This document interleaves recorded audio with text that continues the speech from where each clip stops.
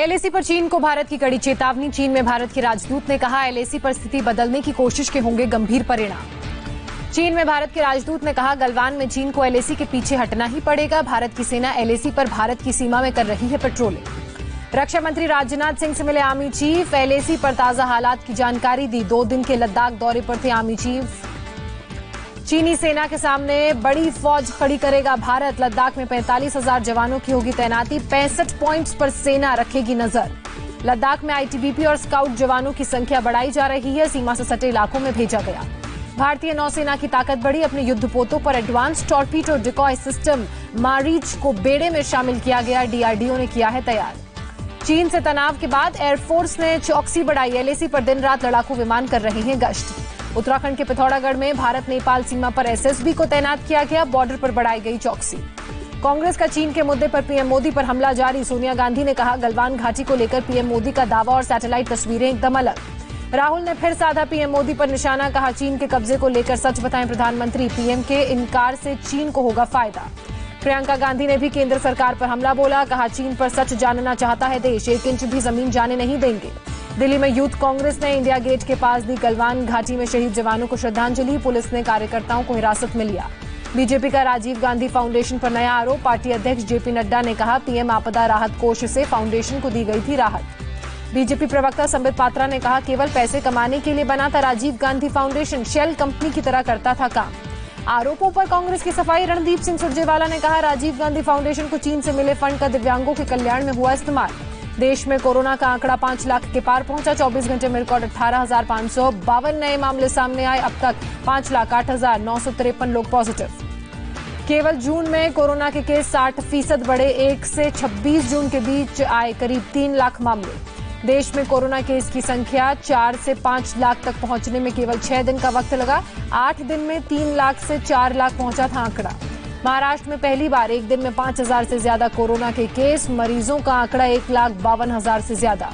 महाराष्ट्र में कोरोना से एक दिन में 175 लोगों की मौत हुई। केवल मुंबई में 117 लोगों की जान गई। अभी तक कुल 7,106 लोग बने शिकार। मुंबई में एक दिन में बढ़े कोरोना के 1,297 मरीज। कोरोना ग्राफ 72,175 तक पहुंचा। अभी तक 4,179 लोगों की मौत। कोरोना के कारण महाराष्ट्र में गणपति उत्सव के दौरान नहीं बनेंगी भगवान गणेश की 4 फीट ऊंची प्रतिमा। सीएम उद्धव ठाकरे का आदेश। मुंबई के घाटकोपर के क्वारंटीन सेंटर में बुजुर्ग की मौत। बेटे का आरोप, क्वारंटीन सेंटर में ना डॉक्टर ना ही नर्स। बीएमसी ने बुजुर्ग की मौत पर लापरवाही के आरोप को खारिज किया। कहा, गाइडलाइंस के मुताबिक बुजुर्ग की हर संभव मदद की गई। एनसीपी चीफ शरद पवार पुणे में की कोरोना पर काउंसलिंग हॉल की बैठक की अध्यक्षता। डिप्टी सीएम अजीत पवार और महाराष्ट्र के स्वास्थ्य मंत्री राजेश टोपे भी शामिल। महाराष्ट्र के पूर्व सीएम देवेंद्र फडणवीस ने की उद्धव से अपील। कहा, कोरोना टेस्टिंग को न रोके सरकार।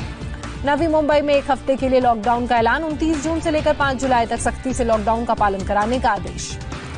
झारखंड सरकार ने 31 जुलाई तक बढ़ाया लॉकडाउन। कोरोना के बढ़ते मरीजों को देखकर फैसला। नोएडा, गाजियाबाद समेत यूपी के 6 शहरों में फिर से नाइट कर्फ्यू। मेरठ, बुलंदशहर, हापुड़ और मुजफ्फरनगर में भी रात 8 बजे से सुबह 6 बजे तक कर्फ्यू। असम सरकार ने 12 घंटे के नाइट कर्फ्यू का ऐलान किया। कामरूप जिले में 28 जून से 14 दिनों के लिए पूरी तरह से लॉकडाउन। रविवार को पीएम मोदी करेंगे मन की बात। सुबह 11 बजे होगा प्रसारण। दिल्ली में कोरोना की तेज रफ्तार जारी। 24 घंटे में 3,460 नए मामले सामने आए। मरीजों की संख्या 77,240। दिल्ली में कोरोना से एक दिन में 63 लोगों की मौत। अभी तक 2,492 लोग बने पीड़ित।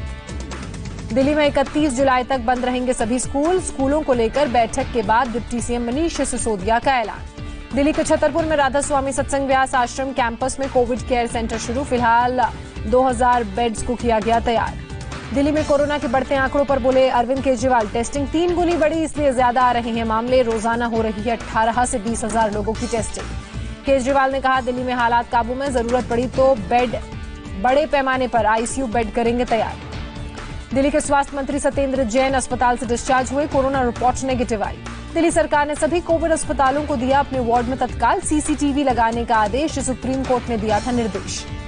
दिल्ली के सिग्नेस कोविड अस्पताल में आग से मची अफरा तफरी। हॉस्पिटल के मरीज बाहर निकलकर सड़कों पर बैठे।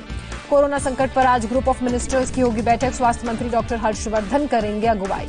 अहमदाबाद में एक दिन में मिले 219 मरीज। 8 की मौत। संक्रमितों की संख्या 20,000 के पार। गुजरात में केंद्रीय स्वास्थ्य मंत्री और विभाग की टीम ने सीएम विजय रूपाणी के साथ की बैठक। रूपाणी ने अहमदाबाद के सिविल अस्पताल के कोरोना वार्ड का अपडेट दिया। यूपी के ऑपरेशन रोजगार में पीएम मोदी ने प्रवासी मजदूरों से सीधी बात की। मजदूरों ने कहा, सरकार के प्रयास से गांव में ही मिल रहा है काम। यूपी के मुख्यमंत्री योगी आदित्यनाथ ने प्रवासी मजदूरों को भरोसा दिलाया। कहा, सभी को दिया जाएगा रोजगार। गोवा के मुख्यमंत्री ने राज्य में कोरोना के कम्युनिटी स्प्रेड की बात मानी। कहा, राज्य के सभी इलाकों से आ रहे हैं मामले। गोवा में एक दिन में 44 नए मामले सामने आए। मरीजों की संख्या 1000 के पार। लगातार 21वें दिन बढ़े पेट्रोल और डीजल के दाम। दिल्ली में 1 लीटर पेट्रोल की कीमत 80 रुपये 38 पैसे तो डीजल की कीमत 80 रुपये 40 पैसे। जम्मू कश्मीर के बिजबहरा में आतंकी हमला। सीआरपीएफ का एक जवान शहीद हुआ, एक बच्चे की भी मौत हुई। जम्मू कश्मीर के त्राल में 3 आतंकवादी ढेर, 2 राइफल और 1 पिस्टल बरामद। बड़े ऑपरेशन के बाद त्राल से हिजबुल मुजाहिदीन का सफाया हुआ। 1889 के बाद पहली बार ऐसी कामयाबी। पुंछ में के करनी सेक्टर में पाकिस्तान का सीजफायर उल्लंघन। गोलीबारी में एक स्थानीय नागरिक जख्मी।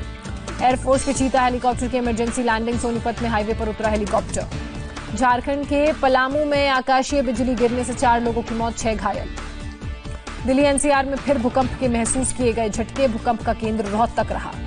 लद्दाख में भी भूकंप के झटके महसूस किए गए। रिक्टर स्केल पर भूकंप की तीव्रता 4.5 मापी गई। लॉकडाउन के बाद पटरी पर लौट रही है अर्थव्यवस्था। फाइनेंस कमीशन के मुताबिक इकोनॉमी के नुकसान का अनुमान लगाना भी संभव नहीं। कोरोना के चलते फिनलैंड और भारत के बीच होने वाला डेविस कप मैच टला। अब 2021 में होगा मुकाबला। सुशांत सिंह राजपूत सुसाइड मामले में यशराज फिल्म्स के 2 पूर्व अधिकारियों के बयान दर्ज किए गए। अब तक 25 लोगों से हुई पूछताछ।